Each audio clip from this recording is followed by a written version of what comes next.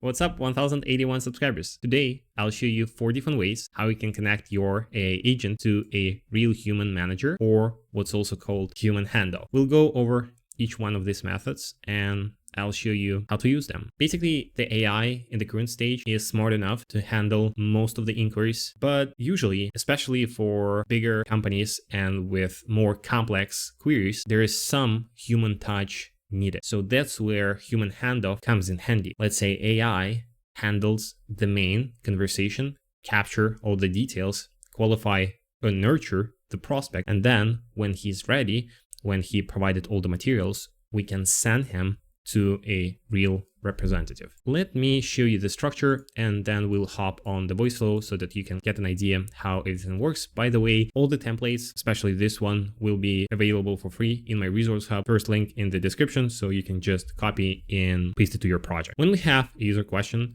let's say it's either on a search stage, we want to transfer the person to real manager and say, hey, to continue this conversation, I need to transfer you to one of our agents. So, and then, do the actual handoff. Or maybe when a user is not satisfied with the responses that he gets from the AI, he clicks a button to talk to a human or provide an intent, and then we kind of transfer him to a real person. We have 4 main ways. Again, there are more, obviously, especially if you want to use the APIs, but there are 4, the simplest ones that you can use, and each one of them has its own use cases.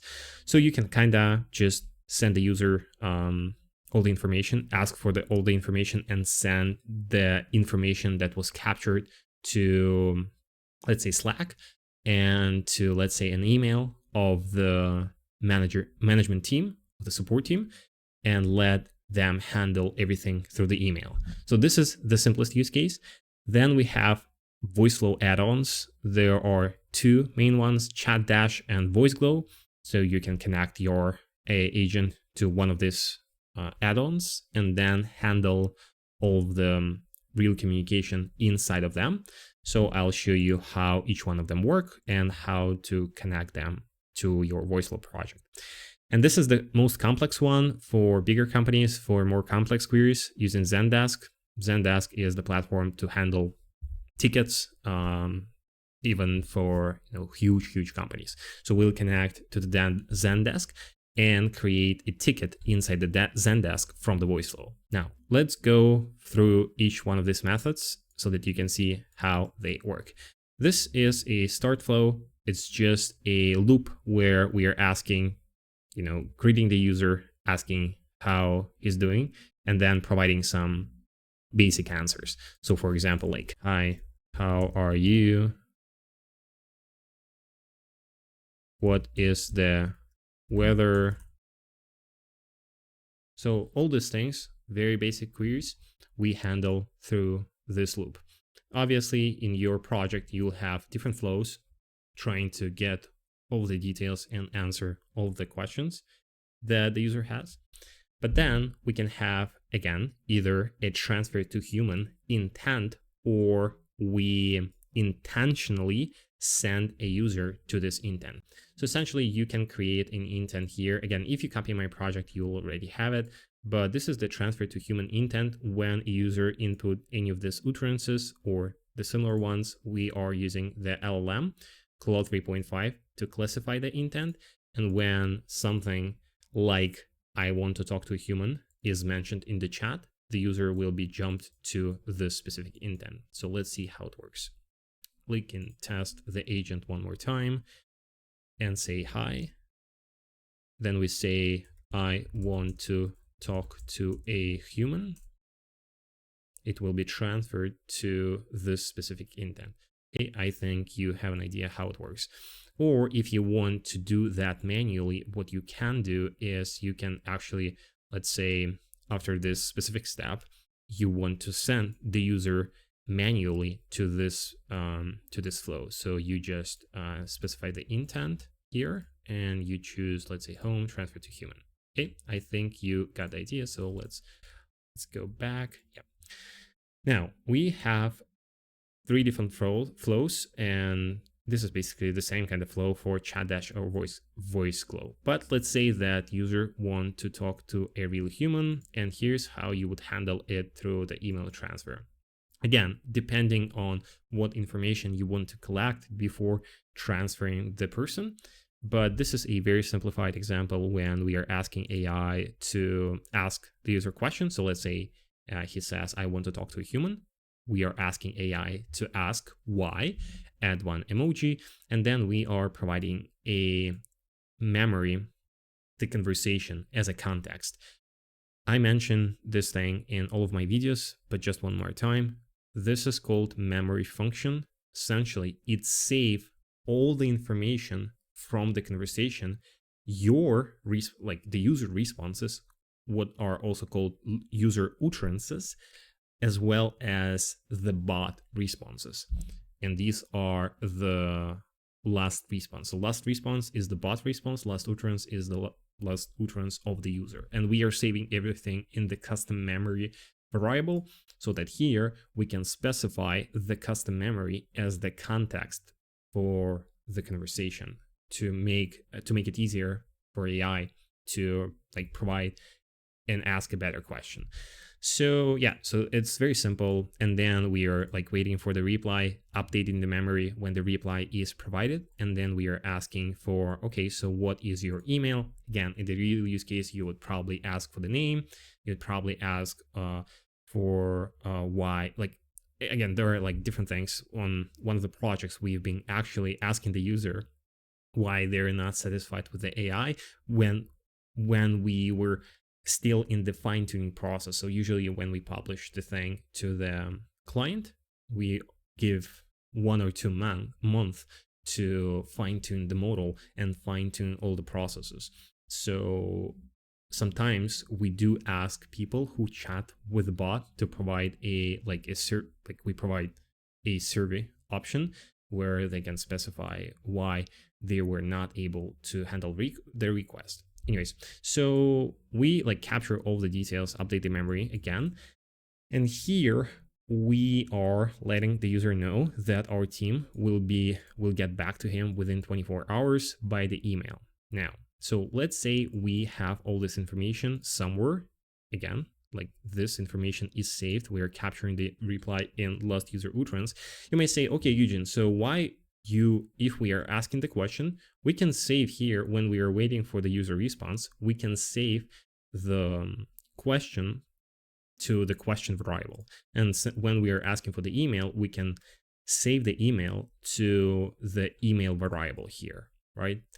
Yes, but it is very static because let's say when you're asking for the email, user might say, hey, this is my email, and type the email, right? And you will save everything into the variable, and you cannot reference it further.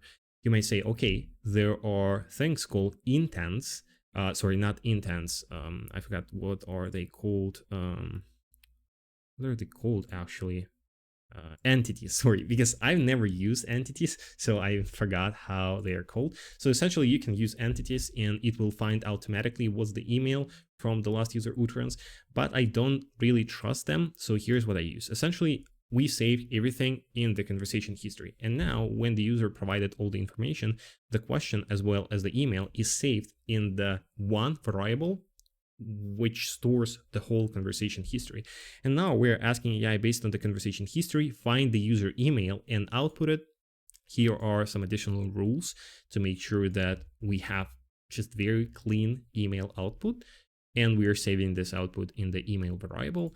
Same thing happens when we are asking AI to, from the conversation history, output the user question, and then we're saving this thing in the user question variable. This way we can make sure that this variable will only store the clean data that we can reference further.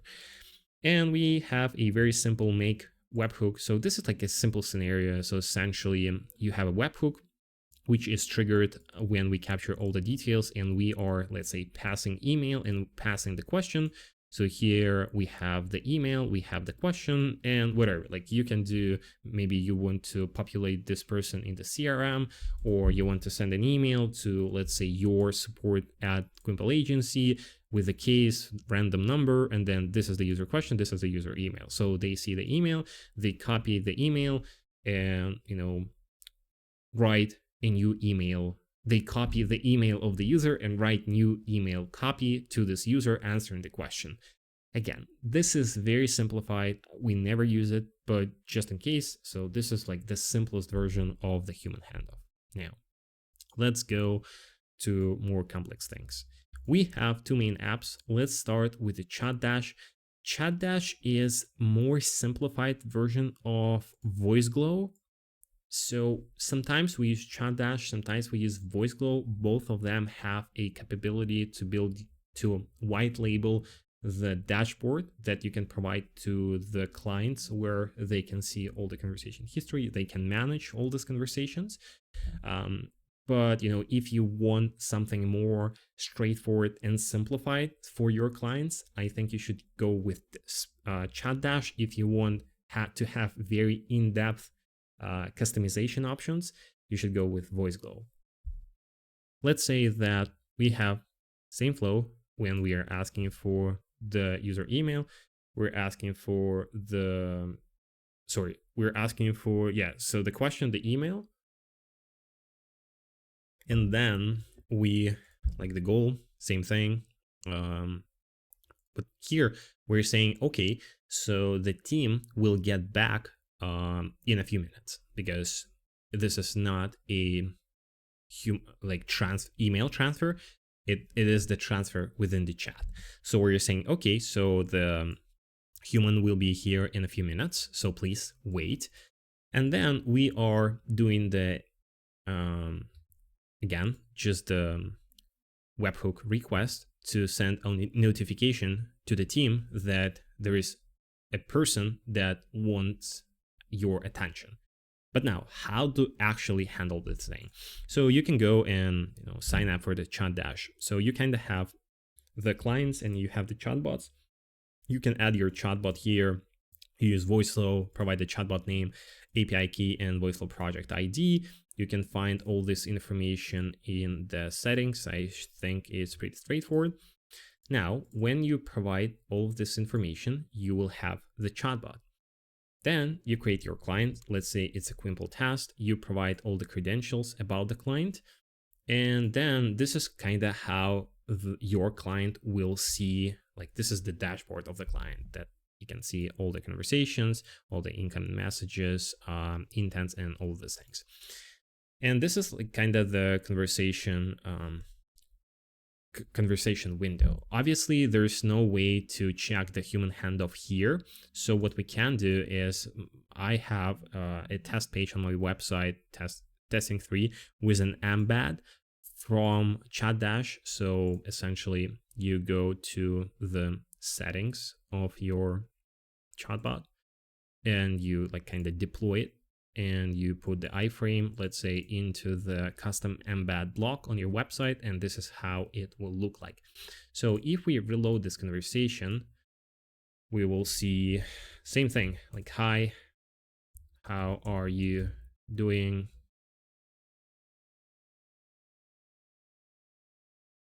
So now let's say I want to talk to a human. Okay, so now it will go through the flow asking us the questions. So I did not actually connected this specific intent to this. Okay, to this flow, but whatever, like it will go through these materials and then send a notification to Slack. When the team of your client receive the notification, they can go to Chat Dash, and let's actually see, let's log out and let's log in as let's log in as your client and see how it would look like on the backend. So you go here, the client details, edit the information. So this is the email of your client. So he can just log in here. You can obviously customize this page so that it's kind of look like your own software. So here's how the client will see it. And if he goes to the conversation, this is the conversation that your client will see. And again, if we go to this specific flow, we send the notification, we ask the user to wait a few minutes. the team received a Slack notification, log into chat dash, see the conversation, click this button, and then say, hi, I am Eugene. How may I help? Again, it does make sense because the user already provided the question, so we should not do that. But where is it? Yeah, so it's here. We can say, oh, hi, whatever, right? So you can continue the conversation manually and then pass it back to the AI. Okay, I think it's pretty straightforward. You can test it out yourself.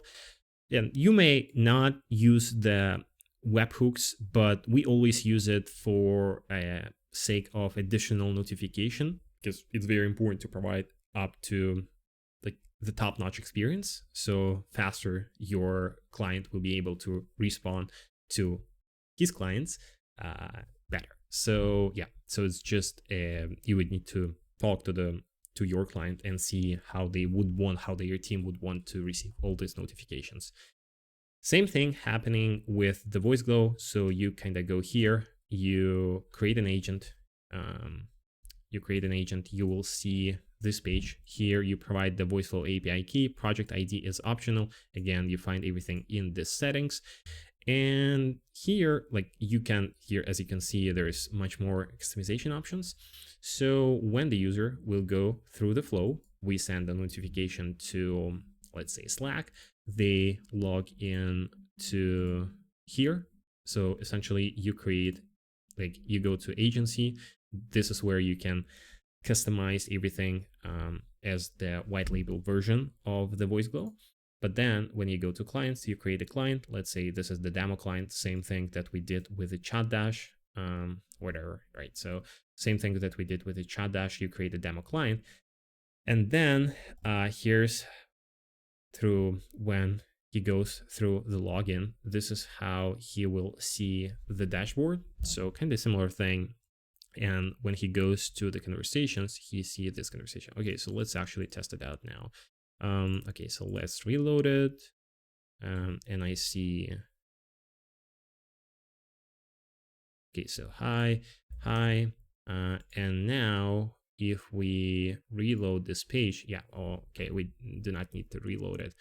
We have a new conversation which just happened, and we can also click continue chat yourself, type what's up, and we will see this thing here. Okay, so it's very straightforward. Again, you can add different tags here. You can manage it a bit differently. So you have the analytics dashboard. So you have kind of everything, and your client will have an easy time to manage all the conversations with a chat dash as well as with a Voiceglow. So this is how you would manage a human handoff using a third-party softwares inside that are connected to your Voiceglow project. Now, the most complex thing is connecting your Voiceflow agent to Zendesk. Because obviously the Zendesk is not a front end for Voiceflow, so it does not have a direct integration. Direct meaning you don't need to know anything, you just click signing with Zendesk. But what is possible is to use functions to create different things inside your Zendesk account. So first, this is how the Zendesk looks. So let's say you sign up, usually we ask the clients to sign up so that it's not under our credentials. So they verify everything and then they give us an access. Okay, so when they signed up for this thing, what you usually need to do is obviously fill out all the information. Then you go to the admin home, and here under the apps and integrations, you go to the Zendesk API keys. Here you add the new API key and you copy it, and then you can use it in your Voiceflow project. Let me explain how the logic behind it works. Voiceflow does have a functions library that you can download, and they actually have a Zendesk ticket function. So if you don't know anything about the functions, again, it's like the same thing as the memory. If you don't know how to code, don't worry, you don't need to. So this is the custom memory function that I was explaining you earlier. where essentially we save all the information in the one custom memory variable. But as you can see, there is a function on the backend, but here on the front end, you just need to map the variables and you never deal with the code. Same thing happening with the Zendesk ticket. The problem is that I am talking to the team right now. I actually just sent them the message. The function that they have natively that you can download from their website is not up to date, and it doesn't have the requested name and requested email. So I would highly suggest you just download my template and it will be there. So if you want to use this function in your, like in other projects, you just, click here, you export it, and then you go to your project, you click import and you choose the function. Or I will have, I think, this function separately in my resource hub. Anyways, so the idea of this function, if we take a look at the front end of how it actually looks here, so like same thing, we're asking what's the email, we are letting the user know that the query will be answered in a few minutes, but this is kind of not the correct thing because they will receive an email usually with a response, so kind of similar thing as we did earlier in the email transfer, but now using the Zendesk interface. So we should probably say something like, okay, so our team will get back to you in 24 hours through the email. So kind of similar thing. Again, you can do quite a few different things using the Zendesk, and I'm planning to record another in-depth tutorial just on how to use Voiceflow plus Zendesk. Anyways, so we capture everything. We save the email in the email variable. We save the question in the question variable. And then we have this function. So you add in the dev, you add the function and you choose the function. So this is what you'll have here. And now you need to map the variables in order to send and create the request inside Zendesk. So essentially you map the requested name to the name. As you can see, we haven't specified what the name of the customer. And this is, guys, why I like to use, let's say, this approach, like set AI instead of entities. So let's say in somewhere in the conversation, you're like trying to ask a lot of different questions to the user, we're going through different flows, and somewhere there, he mentioned his name. And then let's say he says, I want to talk to human. We can ask just a few questions, but then we would add another block and say, hey, please analyze the whole conversation and find the username and save it in the variable. So, but we don't have it here, so don't worry. Email, obviously requested email. So this is the email variable from here. Quimple, subdomain, so this is the API key. Again, I'll delete it, so don't use it. Ticket, hi, the ticket is like the subject ticket. As you can see here, these are some testing tickets. So yeah, the priority can vary. So let's say you can actually create another set AI step and ask, okay, so the goal, your goal is to identify the priority of the ticket. Again, usually if it's not a huge company, you can just set everything to the same kind of high priority. But when we one time worked with a company that has like 100 plus requests per day, usually we were asking AI to specify, okay, so please identify what's the priority of the question. Because if you ask, usually I am an active, Amazon entrepreneur, so I have multiple Amazon brands. And if you go to Amazon Seller Central, on the back end, when you create a ticket, they have an option to specify, okay, so what's the priority of the ticket? No, is it just me, or I always like put the urgent highest priority? Even if it's not, I just like to get the fastest reply possible. So yeah, so it's like you can either ask the user or you can ask AI to identify it. Anyways, so yes, like, and this is the question. The body is the question that we saved here. Now, okay, so and then we output the ID and Zendesk response, which is not super necessary. So let's actually see how it is supposed to work. By the way, let me connect. So okay, so let's go here. Let's connect the intent to transfer to human, and let's actually test this thing. Okay, I want to say I talk to a human. Now we will specify, oh, sure. Um, I have a question about your system. I can't sign up, whatever, something like that. Then it will obviously update the memory and ask us what's our email. And here we can say, oh, sure, it it should be whatever, like something like that at gmail.com, or let's do something more nice. Eugene 12345. Okay, so this is the email. Now it will go through each one of these things, and hopefully it will create a ticket in Zendesk successfully. It will take time since there are some things. Yeah, so this is the kind of the output that we get from the Zendesk, and as you can see, the ID is 9. So now if we go to our ticket system and we update it, we should receive a new ticket, which is essentially like 9 with the... Okay, so I can sign up. 0 since we have not provided the name, right? So we have not provided the name variable is 0, so that's why it is literally 0. And this is the email.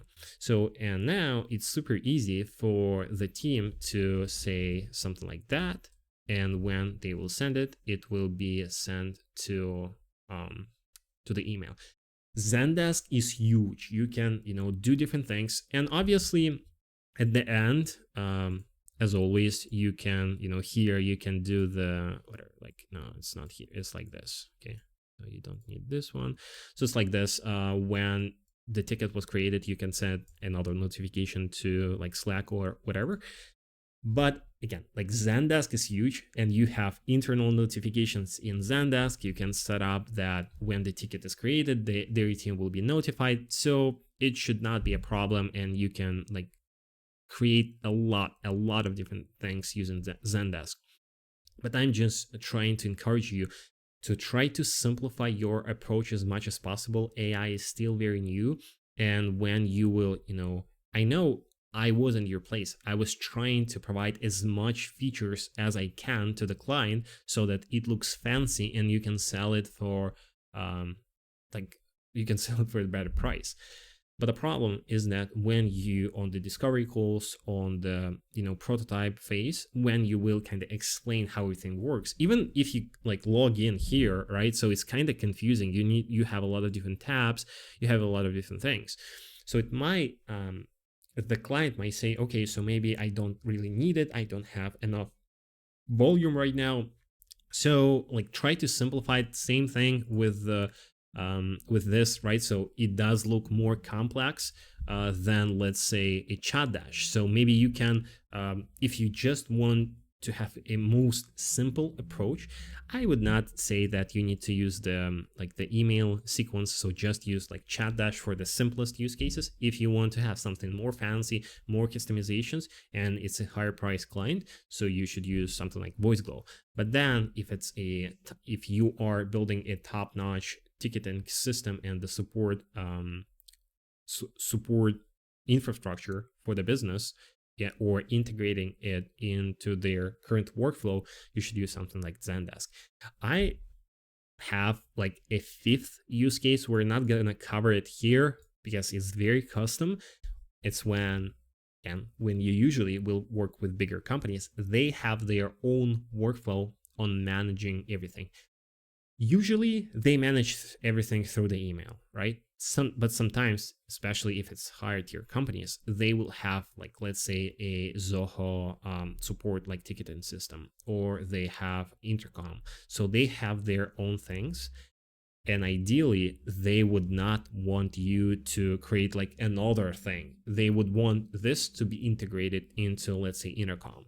And it's not that hard to do, right? So kind of similar thing, but instead of a function, or you can either build a custom function, or you can do the API request to their ticketing system, and in the body provide all the variables, again, depending on their API of the API documentation of this platform.